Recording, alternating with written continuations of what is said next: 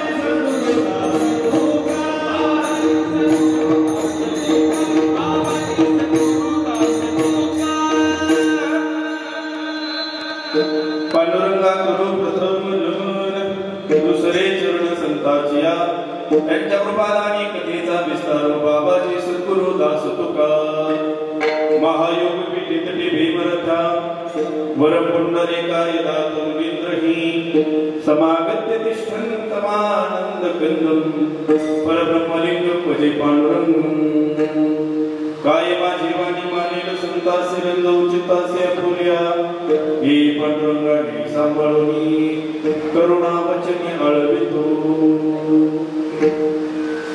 शुक्ला ब्रह्म विचार सार परमात्माद्यं जगत व्यापिनी विना पुस्तकधारिणी उभयदा जाट्यांधकार हस्ते स्फटिकमालिकां विदधती पद्मासनी संस्थिता वंदे तां परमेश्वरी भगवते बुद्धिप्रदान शारदा निवृत्तिनाथाचे चरणी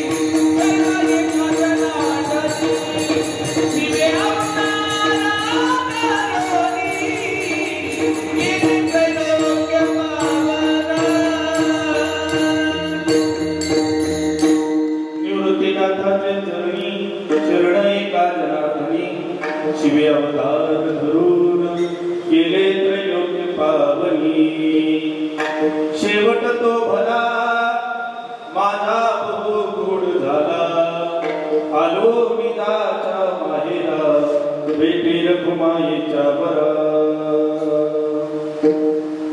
प्रस्तुत प्राप्त प्रसंग कीर्तनरूपी सेवेकरता निवडलेला भंग विश्ववंदनीय वैराग्याचे प्रतिमंत पुतळे देहूचे सुप्रसिद्ध साधू इंद्रायणीच्या तीरावर उठलेलं भक्तीचं वादळ भागवत संप्रदायातील विशाल वटवृक्षाला लागलेलं गोंडस्फुल म्हणून त्यांच्याकडे पाहिलं जातं. कणकाई कुमार बोल्लोबा पुत्र विश्वसंत जगद्गुरु तुकोबारायांचा अखंड देवाचं नामचिंतन केल्याच्या नंतर आपल्या जीवनामध्ये जी काही अवस्था प्राप्त झाली त्या अवस्थेचं वर्णन करणारा अभंग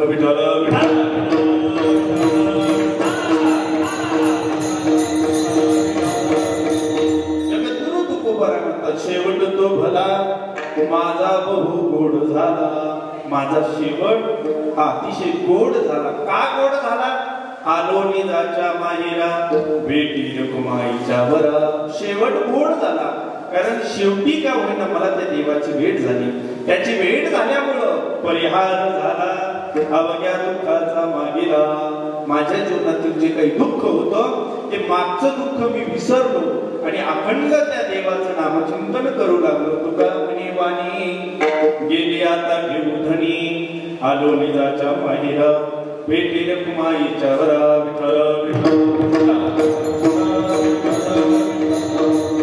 अभंगाचा सरळ भावार्थ आपल्या समोर मांडलेला आहे. आज आपण सर्वजण या ठिकाणी कथित अंतःकरणाने आपल्या त्र्यंबकेश्वर नगरीतील एक वैभव असणारे महावितरण खात्यामध्ये गेल्या काही दिवसापासून कार्यरत असणारे आपणा सर्वांचे परिचित असणारे श्री विलास भाऊ शर्माळे यांच्या मातोश्री कैलासवासी गंगा भागीरथी अंजनाबाई काळूपटे शर्माळे यांचं 1 वर्षापूर्वी निधन झालं. 1 वर्षापूर्वी त्या आपल्याला सोडून गेल्या आणि त्या निमित्तानं आज 1 वर्ष पूर्ण होतंय. त्या निमित्तानं हा वर्ष श्राद्ध नावाचा विधी आज या परिवारानं या ठिकाणी त्या कार्यक्रमाचं आयोजन केलं. एखाद्या लेकीच्या लग्नामध्ये जशी एखाद्या बापानं धावपळ करावी अट्टा असानं माझ्या लेकीचं लग्न हे शांततेत सुव्यवस्थेमध्ये कुठल्याही प्रकारचं गालबोट न लागता अतिशय चांगल्या पद्धतीनं होण्याकरता जसा बाग लावत असतो ना त्या पद्धतीनं आमचे विलास भाऊ गेल्या 1 महिन्यापासून हा कार्यक्रम कशा पद्धतीने चांगला होईल या कार्यक्रमामध्ये कुठली उणीव नाही राहिली पाहिजे याच्यासाठी मी काय केलं पाहिजे अखंड प्रयत्न करून गोड असं हे कार्यक्रमाचं नियोजन आहे. वास्तविक पाहता कार्यक्रम किती मोठा करायचा हे कार्यक्रम करणाऱ्याच्या हातामध्ये असतं.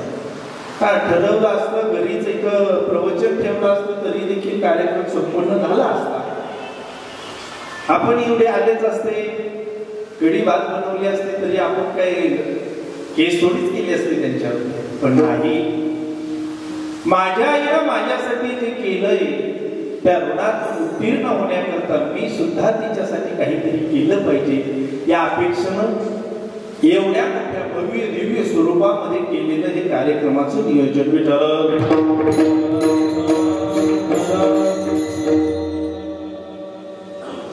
साऊंड सिस्टीम अतिशय गोड आहे. गाणारे देखील अतिशय गोड आहे.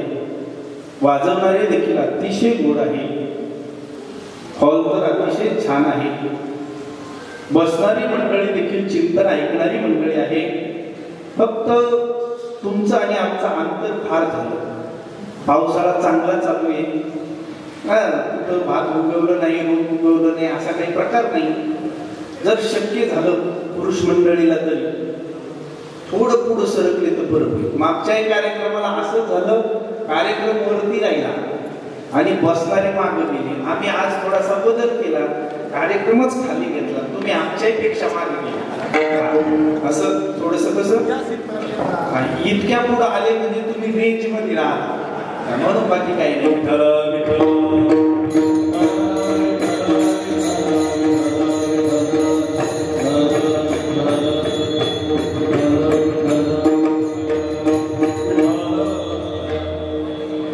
आता कसं जरा बरं वाटतं.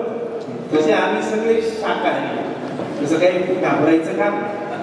अजून एक विनंती आहे, आपल्या पायातील चप्पल विनंती करून काढून घ्या. काळ फार बदलला आहे. तसं तर कीर्तन हे खाली बसून ऐकलं पाहिजे, पण आता काळानुसार 25व्या वर्षीच लोकांचे गुडघे दुखायला लागले आणि थोडस प्रतिष्ठेचाही प्रश्न येतो, काहींना नाही शक्य होत. त्याच्यामुळं जसं असेल तसं, पण एवढा नेम पाळा, पायामध्ये कमीत कमी चप्पल ठेवू नका. आता बस आता फक्त 1 तास सर्वांगाचे कान करून आपण कीर्तन ऐकावं, जेणेकरून माझ्या अंतकरणातला भाव तुमच्या अंतकरणापर्यंत पोहोचावा आणि याच्यातून तुमच्यामध्ये झालेला बदल त्या माय माऊलीच्या आत्म्याला शांती देण्याकरता उपयोगी पडेल. याकरता हा तास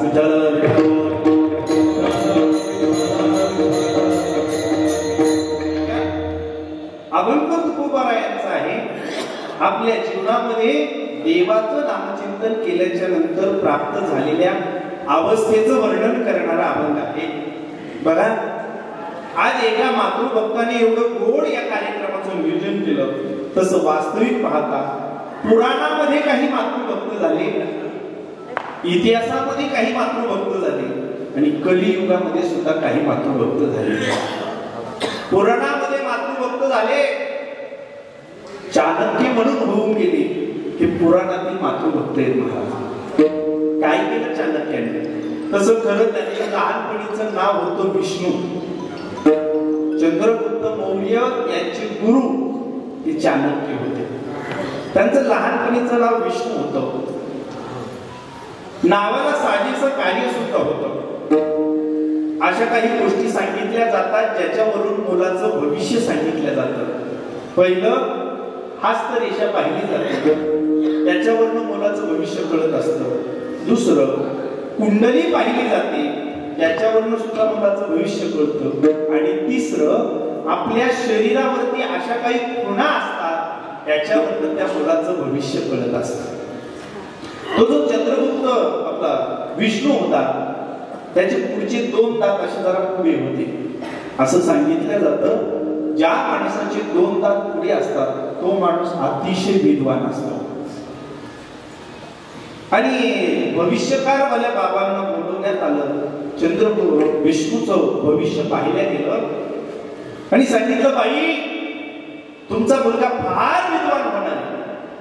हे शब्द कानावरती पडले, बाई रडायला लागली. विष्णूला कळे ना आपली आई का रडते. त्यावेळेला आईला विचारलं विष्णूने, आई काय झालं रडण्याकरता? बाबांनी तर चांगलं सांगितलं ना, मी फार मोठा विद्वान होणार आहे, रडण्यासारखं काय त्याच्यामध्ये? आईने सांगितलं, बाळा जी मुलं फार विद्वान होतात, फार हुशार होतात, ती मुलं फार काळ आपल्या आई वडिलांजवळ थांबत नाही. शेतकऱ्याची मुलं त्या आई वडिलांजवळ येतात. क्लास 1 ऑफिसर झाले, कोण अमेरिकेत गेलं, कोण युरोपला गेलं, कोण रशियाला गेलं, कोण फ्रान्सला गेलं. बापाचं प्रयत्न केलं, त्या पोरांना येणं सुद्धा शक्य झालं. बापाला शेवटचं पाणी पाजणं सुद्धा त्या मुलांना शक्य झालं. बापाच्या अंत्ययात्रेमध्ये सामील होणं, शेवटचं पाणी देणं, हे सुद्धा त्या मुलांना शक्य झालं नाही. अशी काही उदाहरणं विष्णूच्या आईसमोर कदाचित त्यावेळेला असतीलही, म्हणून विष्णूची आई तसा रडायला आला. विष्णूनं सांगितलं, आई त्या बाबानं माझं भविष्य कशावरनं सांगितलं ग? माझ्या या 2 दातावरनं सांगितलं ना. विष्णू घरातून बाहेर पडला. बाहेर पडलेला गल्लीतला एक दगड उचलला, आपल्या दातावरती मारून घेतला. 2ही दात पडले आणि रक्ताबंबाळ झालेला तोंडाने घरात आला. सांगितलं, आई त्या बाबानं या 2 दातावरनं जर माझं भविष्य सांगितलं असेल की 2 दात नको मला, जे दात माझ्या आईच्या डोळ्यामध्ये अश्रू आणत असतील ना, ते दात मला नाही पाहिजे. विठ्ठल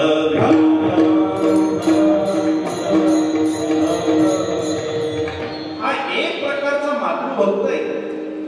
दात जर माझ्या आईच्या सुखाला आड येत असतील तर दाताचा त्याग केला.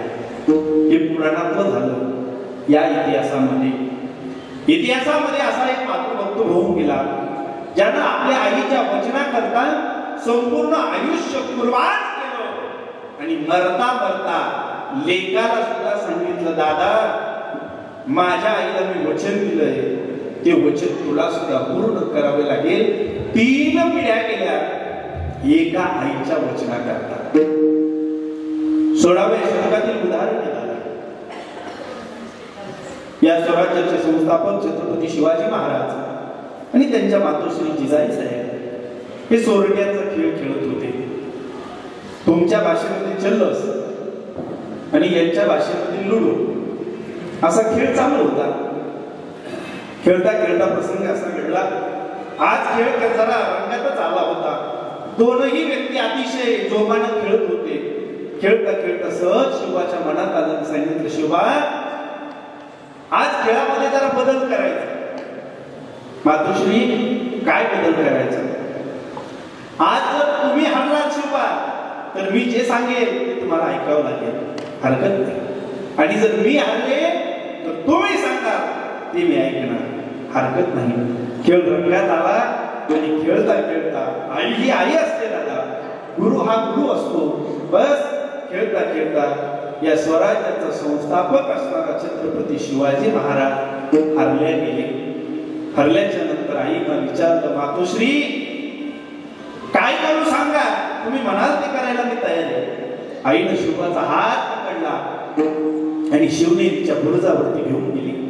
गेल्याच्या नंतर त्या ठिकाणी शिवाला सांगितलं, राजे समोर काय दिसतंय? सांगितलं, समोर ते जुन्नर शहर दिसतंय मला. त्या शहरामध्ये काय दिसतंय? शहरामध्ये एक लाल महाल दिसतोय आई साहेब. असं त्या लाल महालाच्या बुरुजावरती काय दिसतंय? त्या लाल महालाच्या बुरुजावरती एक हिरवं निशाण फडकताना दिसतंय. बस राजे मला ते हिरवं निशाण तुम्ही भगवं करून द्या. बस हा एक शब्द, हिरवं निशाण मला भगवं करून द्या. त्या दिवसापासून तो राजा आईच्या वचनाकरता आणि हिरवं निशाण भगवं करण्याकरता तो लढायला लागला. तर शरीरामध्ये प्राण असेपर्यंत लढाई केली आणि जाता जाता आपल्या पोराला सांगून गेला, हे हिरवं जे आहे ना ते आपल्याला भगवंच करायचं. त्याला मातृभक्त.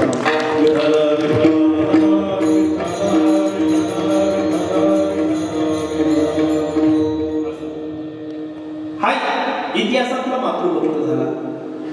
फार नाही गड्या, पण कलियुगात सुद्धा काही बरेचसे मातृभक्त होऊन गेले. त्या मातृभक्तांपैकी आज हयात असणारे या भारताचा राज्यकारभार पाहणारे सुद्धा एक मातृभक्त होऊन गेले. त्यांचं नाव आहे नरेंद्रभाई मोदी. कुठल्या पक्षाचा प्रचार करण्याकरता मी आलो नाही गड्या, आणि पक्षाविषयी तर मला बोलताही येत नाही, पण एका मातृभक्ताविषयी बोलता येईल. या भारताचा राज्यकारभार पाहत असताना सुद्धा एवढ्या वेळातला वेळ काढून तो व्यक्ती जर आपल्या आईची विचारपूस करत असेल, आपल्या आईची सेवा करत असेल, तर याच्यापेक्षा मातृभक्त तरी कोण असावा? आणि म्हणून असे काही मातृभक्त होऊन गेले. आणि त्याच मातृभक्तांपैकी आज सुद्धा माझ्यासमोर एक मातृभक्त बसलेले, ते म्हणजे आमचे विलास भाऊ शर्माळे.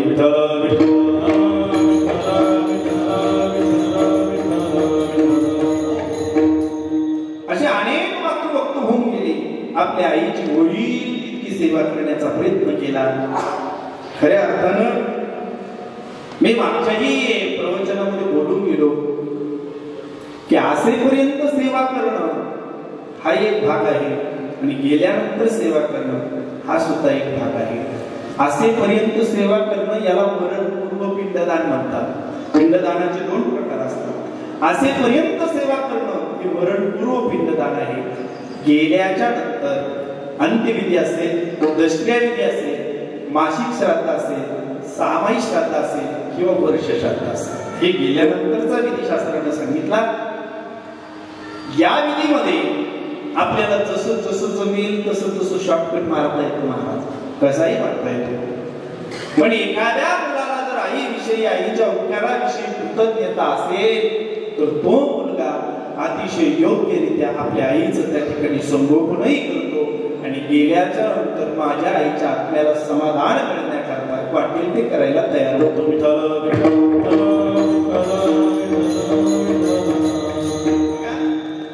या मृत्यूलोकाचा नियम आहे दादा. आया हे सो जाएगा राजा रंग फकीर, कोण सिंहासन चढ बैठा कोण बंदा जंजीर. ज्याचा ज्याचा या मृत्यूलोकामध्ये जन्म झाला त्याला एक ना एक दिवस या मृत्यूलोकाची यात्रा संपवावी लागते. हा या मृत्यूलोकाचा नियम आहे. मग राजा असू द्या नाहीतर रंग असू द्या, साधू असू द्या, संन्यासी असू द्या, स्वतः देव जरी असला तरी त्याला जावं लागतं. कधी लाख करोडो आये कधी कोटी खत्म कराये, राजा आए महाराजा आए यहाँ कोई रहना नहीं पाए. एखाद्याचा जन्म महालामध्ये झाला त्यालाही जावं लागतं आणि एखाद्याचा जन्म फुटपाथवरती झाला त्यालाही जावं लागतं. पण एक गोष्ट लक्षात ठेवा, जाणं प्रत्येकाचं निश्चित आहे. हा देह एक दिवस प्रत्येकाला सोडायचा आहे. पण एक महत्वाचं कारण, हा देह सोडण्याच्या अगोदर माझं नाव या मृत्यूलोकामध्ये अमर झालं पाहिजे याच्याकरता खरा माणसाचा प्रयत्न असावा. विठ्ठल विठ्ठल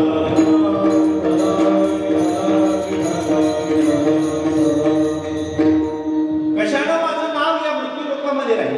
शरीर एक दिवस जाणारच, देह जाणार जाणार याचे काळोबा खाणार. एक दिवस शरीर प्रत्येकाचं जाणार आहे. पण असं माणसानं जीवनामध्ये काम करावं की आपण गेल्याच्या नंतर आपला शेवट गोड. तुका म्हणी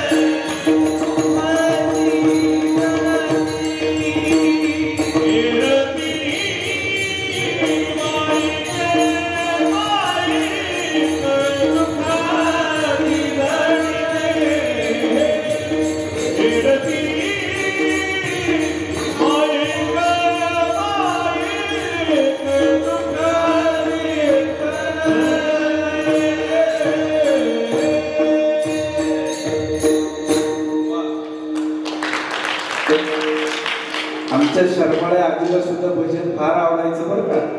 आता जर त्या कीर्तनात असतं तर गाण्याच वाजवले असतात.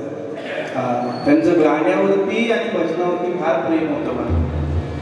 गोड प्रमाण दिलं महाराज. तुका म्हणे एका मरणीची सरे उत्तम जीवरे कीर्ती म्हणे. गेल्याच्या नंतर आपलं नाव जगामध्ये अमर राहिलं पाहिजे. एक गोष्ट लक्षात ठेवा, आपलं जीवन कसं असलं पाहिजे. जिवंत असताना आपलं जीवन असं असावं, जिवंत असताना रस्त्याला चालताना जोही भेटेल त्यांना आपल्याला रामराम घातला पाहिजे. असं जिवंत असताना जगणं असावं. आणि मेल्याच्या नंतर ज्याच्या कानावरती बातमी जाईल त्याच्या डोळ्यामध्ये अश्रू आले पाहिजे. असं माणसाचं जीवन असतं. बस असं जर आपल्या जीवनामध्ये काही घडत नसेल ना गड्या, आपण रस्त्यानं चालताना जर लोक रस्ता बदलत असतील समजावं आपण बॅग भरावा आणि नदीला पूर आलाय निघालं पाहिजे. काय आपल्या जगण्याने जर कुणाच्या जीवनामध्ये आनंद देता येत नसेल तर त्या जगण्याला सुद्धा काही अर्थ नाही. म्हणून माणसाचं जीवन हे चांगलं असलं पाहिजे. आपल्या जगण्यानं जगताचं कल्याण झालं पाहिजे. इतकं गोड जीवन माणसाचं असलं पाहिजे. शरीर एक दिवस जाणार आहे पण हम ना होके मोहब्बत रहेगी, दासता अपनी दुनिया कहेगी, नाम रह जाएगा आदमी का, क्या भरोसा है इस जिंदगी का. याचा भरोसा नाही, या शरीराचाही भरोसा नाही. का भरोसा आहे? नाही ना. ग्रास गिळी सत्ता नाही हाती. अरे हातामध्ये घेतलेला घास मुखामध्ये जाईल याची सुद्धा शाश्वती नाही. मग कुठल्या युगामध्ये जगतोय आपण? हातामध्ये घेतलेला घास मुखामध्ये जाण्याची शाश्वती नसताना लोक म्हणतात महाराज परमार्थ करू म्हातारपणी, आज कुठं आपले दिवस गेले. शक्य आहे का? नाही दादा. गळामधून बाहेर पडलेला माणूस घरी परत येईल याची सुद्धा शाश्वती राहिलेली नाही. चालता बोलता कितीतरी लोक आपल्या डोळ्यासमोर गेले. आता एक 15 दिवसापूर्वीची घटना आहे बरं का महाराज. एक कीर्तनकार होते आमचे, त्यांनी आंबे आणले. एक किलो आंबे आणले. रात्री 2 आंबे कापून खाल्ले आणि पत्नीला सांगितलं की 2 आंबे ना घरी कोणी नव्हतं, दोघंच होते राहायला. या 2 आंब्यांचा सकाळी आपण आंबेरस बनवू. कधी सांगितलं? रात्री सांगितलं. परिणाम असा झाला महाराज, पहाटे 4 वाजता त्यांना अटॅक आला आणि त्या अटॅकमध्ये ते गेले. प्रारब्धात 2 होते ते खाल्ले पण 2 आंब्याचा आंबरस मात्र प्रारब्धात नव्हता. नाही मला शक्य नाही. माणसाचं आयुष्य किती आहे हे सांगता येत नाही. पुण्याला 2 वर्षापूर्वी एक घटना घडली महाराज. पुण्याचं एक 5 स्टार हॉटेल, तिथं थाळी मिळते. थाळी जवळजवळ त्या थाळीची किंमत 3,500 रुपये. एका जेवणाच्या थाळीची किंमत 3,500 रुपये आहे आणि त्या थाळीमध्ये 56 प्रकारच्या भाज्या असतात. आणि अशा थाळीमध्ये एका गरीब माणसानं स्वप्न पाहिलं, मला 3,500ची थाळी खायची. पण गरिबी फार वाईट असते महाराज. एका मुलानं कागद खाल्ला, आनंद भाऊ. एका मुलानं कागद खाल्ला म्हणून त्याच्या आईनं त्याला मारलं. आईनं विचारलं, मूर्खा कागद खातो, लाज नाही वाटत तुला? कागद काय खाण्याची वस्तू आहे? अरे लोक पैसे खायला लागले, तू कागद खातो? त्या मुलानं उत्तर दिलं, आई त्या कागदावरती भाकरीचं चित्र होतं म्हणून मी कागद खाल्लं. गरिबी फार वाईट असते. भरपूर कार्यक्रम होतात तुमच्या नियोजनामध्ये, तर अनेक कार्यक्रम असतात. एक विनंती करेल मी आपल्याला, कितीही मोठा कार्यक्रम असू द्या, कितीही VIP लोक आलेले असू द्या, त्या कार्यक्रमामध्ये जर एखाद्या घरची गरीब पोरं जेवायला आली ना, जेवू द्या त्यांना, नका उठून जाऊ. अकल वालों को थोडी नादानी दो, भूखी को रोटी प्यासे को पाणी. त्या ज्याच्या ज्याच्या मुखामध्ये तुम्हाला अन्न देता येईल तेवढं देण्याचा प्रयत्न करा. नका देऊ दूध, जयामध्ये सार, ताकाचे उपकार तरी करा. गरीबाच्या चेहऱ्यावरचा आनंद फार मोलाचा असतो. श्रीमंताला काही खाऊ घालत बसू नका, त्याचं पोट आधीच भरलेलं असतं, त्याला बाकी काही घेणं देणं नसतं. एवढ्या महिला या ठिकाणी उपस्थित आहे. आता तुमच्याकडे हळदी कुंकवाच्या कार्यक्रमाला फार उत्साह आहे त्या महिलांचा. 16 सोमवारचं व्रत आणि हळदी कुंकू. बरं बोलवताना तुम्ही गरीब महिला बोलवतात का श्रीमंत? तिला बरं फिरलेली गती म्हणते मला डायबिटीस आहे, मला शुगर आहे, तिला बोलूच नका. वांगे दिले कधी म्हणते मला चालत नाही, गवार दिली कधी म्हणजे हिचं आपलं पटत नाही, तिला बोलूच नका. तिला म्हणावं बाई तू काही खाऊ नको, तू या घरीच राह. एखाद्या गरीब बहिणीला बोलवा, जे असेल ते तिला खाऊ घाला. जर शिल्लक राहील असेल तिच्याकडे बांधून द्या, तिची लेकरं खातील. पण एक गोष्ट लक्षात ठेवा, ज्या वेळेला ती तुमच्या दारासमोरून जाईल त्या वेळेला कदाकाळी एखाद्या वेळेला एखाद्या मंदिरातील देवतेचं ती दर्शन घेणार नाही. तर तुमच्या दारासमोरून जाताना तुम्हाला चांगला आशीर्वाद दिल्याशिवाय ती राहणार नाही.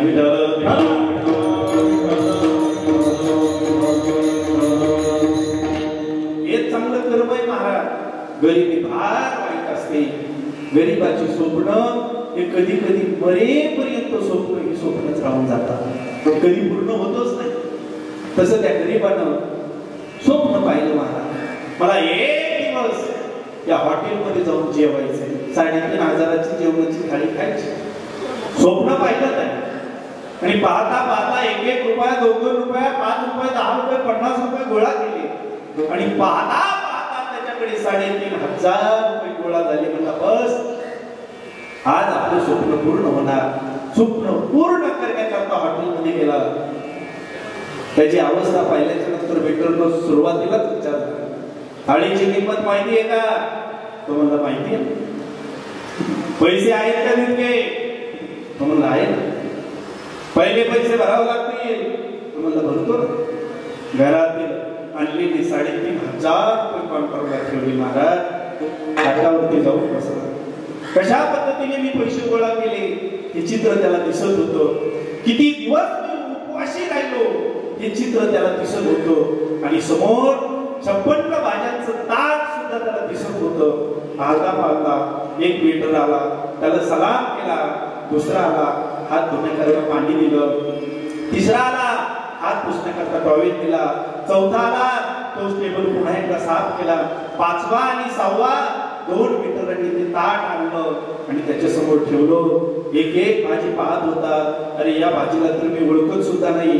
ही जी भाजी आहे ना, ती 2 वर्षापूर्वी मी खाल्ली होती. ही भाजी आहे ना, मला खावीशी वाटली पण कधी भेटलीच नाही. असं पाहता पाहता 56 भाज्यांकडे पाहत होता. बस आज माझं स्वप्न पूर्ण होणार या अपेक्षेनं त्यानं बस रोटी होती, चपाती होती, पराठा होता, पुरी होती बाजूला ठेवावी लागतात आणि लेकरा करता अखंड परिश्रम घ्यावा लागतात.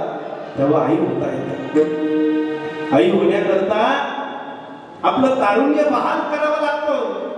तेव्हा आई होता येतं. आई होण्याकरता आपली इज्जत बहाल करावी लागते. तेव्हा आई होता येतं. आई होण्याकरता आपलं सौंदर्य बहाल करावं लागतं. तेव्हा आई होता येतं. आई होणं एवढं सोपं नाही दादा. आई होण्याकरता आपलं सर्वस्व अर्पण करावं लागतं. तेव्हा आई होता येतं. अरे एखाद्या ठिकाणी जेवायला बसल्याच्या नंतर सहज एखाद्या माणसाला खोकला जरी आला ना महाराज, तरी मुखामध्ये घास घालावं अशी अपेक्षा होत नाही दादा. पण त्या आईनं जेवत्या ताटावरून कितीतरी वेळा उठावं, आपल्या लेकराची घाण काढावी आणि पुन्हा यावं, त्याच ताटावरती जेवावं. ही गोष्ट एवढी सोपी आहे दादा? नाही ना. अरे आईचं महत्व कुणाला कळतं? ज्याच्या जीवनामध्ये आई आहे ना, कदाचित त्याला नाही कळणार तिचं महत्व. कारण आई एक नाव असतं, घरातल्या घरात गजबजलेलं गाव असतं. आई असतो एक धागा, वातीला उजळ देणाऱ्या समोरील जागा. जत्रा भरते, पाल उठतात, पोरक्या जमिनीला उमाळे लागतात. जोपर्यंत आई असते तोपर्यंत तिचं नसतं भान आणि निघून गेली की सैरा बैरा धावायला कमी पडतं रान. अरे आई म्हणजे काय? आई म्हणजे जन्म मरणाची शिदोरी असते दादा. आणि सरतही नाही आणि उरतही नाही. त्याला विचारा आईचं दुःख काय असतं. त्याच्या जीवनामध्ये लहानपणी आई निघून जावी, त्याला विचारा आईचं दुःख काय असतं. एखाद्या वेळेला मुलं तारुण्यामध्ये आल्याच्या नंतर पत्नीच्या प्रेमापुढे आईचं प्रेम त्यांना कमी वाटतं. पण अरे आईचं प्रेम हे जगतात तिच्या प्रेमाची तुलना तुम्ही कुणाशीच करू शकत नाही. सगळं जग तुमच्यावरती प्रेम करतं. कशा करताच करतं दादा? तुमच्याकडे कला असेल, तुमच्याकडे गुण असेल, तुमच्याकडे पैसा असेल तर जग तुमच्यावरती प्रेम करतं. पण ऐका ना दादा, तुमच्या कलेशी घेणं नाही, तुमच्या पैशाशी सुद्धा त्यांना घेणं नाही. जे अखंडपणे प्रेम करते तिला आई म्हणावं दादा. एखाद्याला विचारा, लहानपणी जर एखाद्या मुलाची आई गेली त्याला विचारा आईचं प्रेम काय असतं. भाग्यवान असेल इथं बसलेले ते पुरुष ज्यांचं तारुण्य संपत आलं तरी तुमच्या जीवनामध्ये आई आहे, भाग्यवान समजा. अरे आई नसेल तर स्वामी तिन्ही जगाचा. आई विना भिकारी. तितकं प्रेम जगामध्ये तुमच्यावरती कोणी करू शकत नाही. घडलेली घटना आहे दादा. एक 6 वर्षाचं पोरग, 32 वर्षाची आई आणि 35 वर्षाचा बाप. या जगण्यावर शतदा प्रेम करावे असं गुन्ह्या गोविंदानं चालणारं कुटुंब. मुलगा जेवायला बसला, बाप शेतामध्ये कामाला निघून गेला, मुलाला ठसका गेला म्हणून आई पाणी देण्याकरता उठली आणि पाण्याचा ग्लास भरून आणता ओल्या फरचीवरती आईचा पाय सटकला. आई डोक्यावरती पडली. पाहता पाहता सर्व परिसरातील मंडळी जमा झाली. दवाखान्यामध्ये नेण्यात आलं पण त्याचा काही उपयोग झाला नाही. मुलगा शेजारच्या एका महिलेकडे बसलेला होता. गाडी आली, आईचं प्रेत उतरवल्या गेलं, सर्व तयारी झाली, अंत्यविधीची तयारी झाली आणि एवढं सगळं झाल्याच्या नंतर कुणीतरी सांगितलं, अरे त्या 6 वर्षाच्या अभागी पोराला बोलवा, शेवटचं दर्शन तरी करू द्या त्याला. मुलाला बोलवण्यात आलं. मुलाला काही कळेल, अरे मला पाणी देण्याकरता उठलेली आई एका सफेद कापडामध्ये आता का बांधून आणलंय ते. मुलगा रडतोय, विचारतोय, आईला उठवण्याचा प्रयत्न करतोय. आई मात्र त्या ठिकाणी उठत नाही. पाहता पाहता अंत्ययात्रा स्मशानभूमीपर्यंत जाऊन पोहोचली जाते. ठाय मोकळून पूर्ण रडतं. अंत्ययात्रा होते, अंत्यविधी होतो आणि सर्व कार्यभाग आटोपल्याच्या नंतर दशक्रिया विधी सुद्धा पार पडते.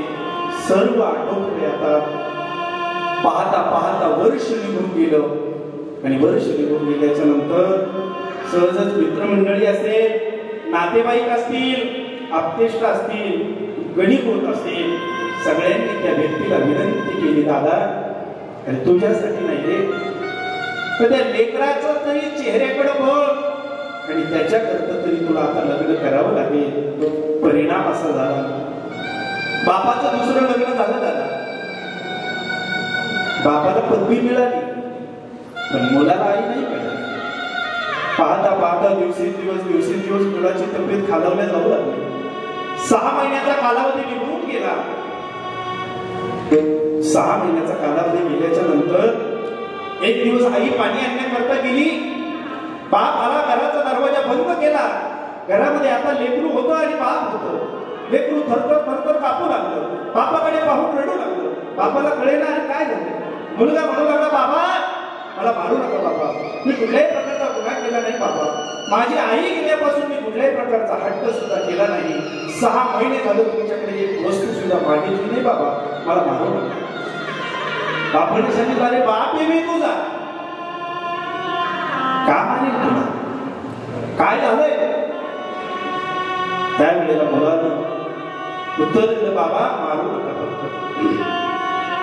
बापाने विचारलं, राजा माझं एकुलता एक मुलगा आहे, मारत नाही तुला पण एका प्रश्नाचं उत्तर देशील. मुलाने सांगितलं, विचारा ना बाबा. आपण प्रश्न विचारला की, दादा तुझ्या पहिल्या आईमध्ये आणि या आईमध्ये फरक काय आहे तेवढं मला सांग.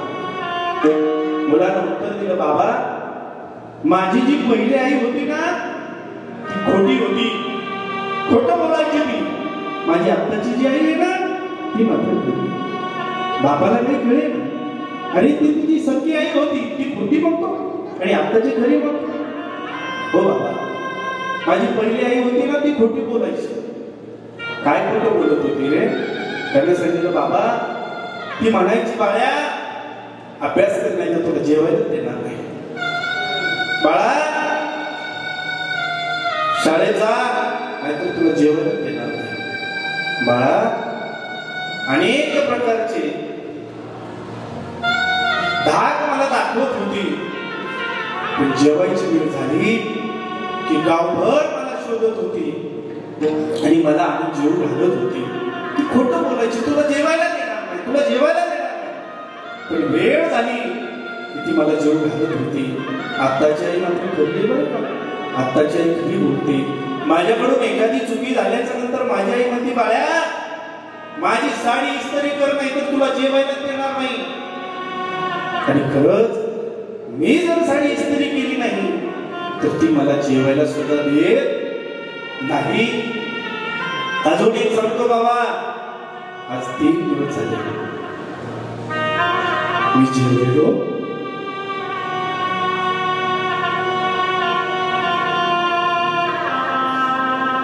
हे प्रेम असतं.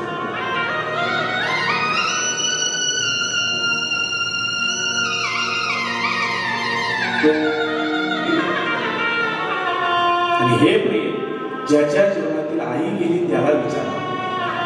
आहे तोपर्यंत प्रेम करतात महाराज. एवढ्या महिला या ठिकाणी उपस्थित आहे. मला सांगा, लेकीला माहेर कुठपर्यंत असतो?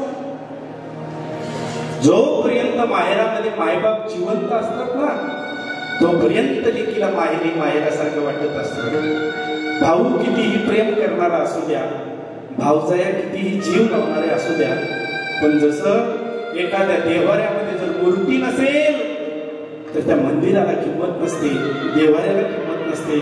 तसं माहेरामध्ये जर मायबाप नसतील तर त्या माहेराला सुद्धा कुठल्याही प्रकारची किंमत राहत नसते. जोपर्यंत माहेरामध्ये माय जिवंत आहे ना दादा, तोपर्यंत लेकीची पिशवी कधीच रिकामी जात नसते. अरे कांदे काय देण्याची वस्तू आहे, साबण काय देण्याची वस्तू आहे, बिस्किट पुडा काय देण्याची वस्तू आहे, पण माझ्या लेकीच्या पिशवीमध्ये काहीतरी टाकल्याशिवाय तिला माहेरातून बाहेर जाता येणार नाही किंवा ती जाऊ नये. म्हणून जी अटास करते ना ती आई असते. तोपर्यंतच लेकीला माहेर हे माहेरासारखं वाटत असतं. बस तिचे हट्ट असतील, हे सर्व हट्ट पुरवण्याचं काम की माहेरामध्ये बस तिला दिसत नसेल, चालता येत नसेल, ऐकायला येत नसेल, अशाही अवस्थेमध्ये जी प्रेम करते ना ती आई असते दादा. ते 2-3 महिन्यापूर्वी आई लेकरावरती कुठपर्यंत प्रेम करते आणि आपल्या लेकराच्या सुखासाठी ती काय करते. 2-3 महिन्यापूर्वीची घटना आहे. एका मुलीचं लग्न झालं. लग्न झाल्याच्या नंतर अगदी गुण्या गोविंदाचा संसार सुद्धा चालू झाला. 7-8 महिन्याचा संसार झाल्याच्या नंतर तिच्या मालकाची तब्येत बिघडली.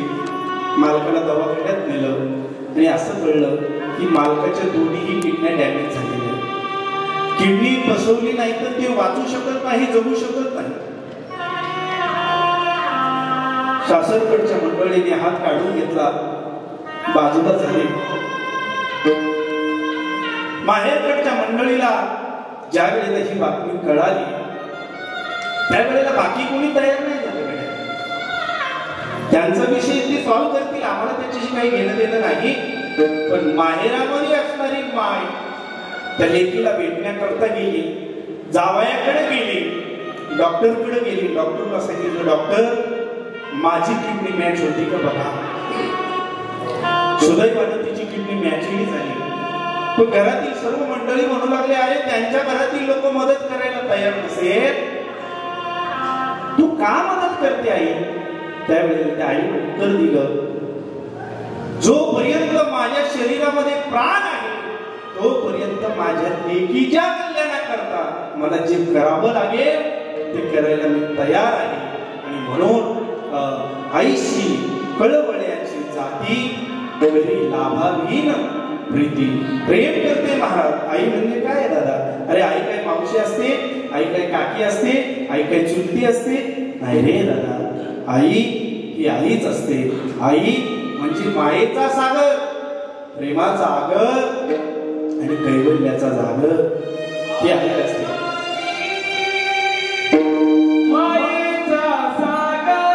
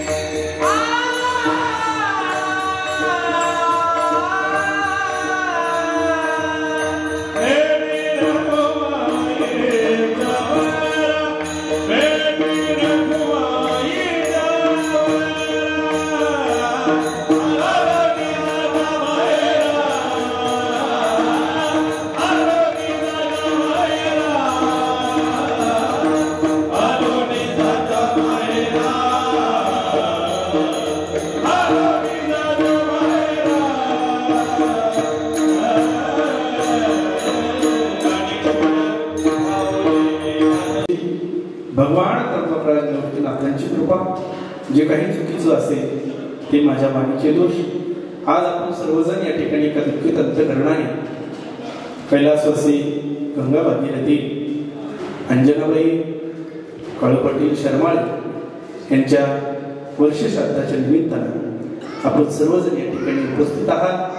त्यांच्या पश्चात त्यांचा संपूर्ण परिवार, एक मुलगा आहे, विलास भाऊ असे, 3 मुले आहेत, मनीषाताई असेल, शुभांगीताई असेल, हर्षदाताई असेल, असा 4 मुलांचा परिवार यथायोग्य पद्धतीने या माय माऊलीने या 4ही मुलांचं संगोपन करून चांगल्या पद्धतीत जीवन कसं जगता येईल एवढं त्यांना शिकवलं आणि आपली इहलोकीची यात्रा संपवली. त्या माय माऊलीला भगवान परमात्म्याने आपल्या चरणाजवळ जागा द्यावी अशी भगवंताच्या चरणी प्रार्थना करू आणि त्यांच्या जाण्याने जे काही या परिवाराला दुःख झालं ते दुःख पेलवण्याची भगवंताने त्यांना शक्ती द्यावी अशी ईश्वर चरणी प्रार्थना करून झालेली सेवा ईश्वर चरणी समर्पित करून याच ठिकाणी थांबतो. सर्वांना विनंती आहे, एकदा वरती हात करून